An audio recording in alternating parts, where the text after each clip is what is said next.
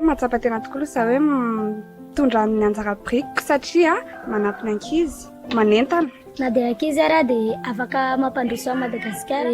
Ezahako ihany koa ny tandronan'ny zonanay ary ampahafantariko ny ankizy rehetra namako hoe zo tokony ananantsika dia izao avy. Zana mbola tsisy andraikitry be amin'ny firenena zegny. Amin'ny mahatanora dia afaka mampandroso ny firenena satria ohatra hoe any ambanivolo da afaka manentana hoe andray aman-dreny hoe tsy andefa ny zanany anambady aloha ny fotoana. Mahatsiaro mpandray anjara amin'ny fampandrosoana Madagasikara aho satria izahay dia manao émission fanentanana zany eny amin'ireny hainao manjery reny.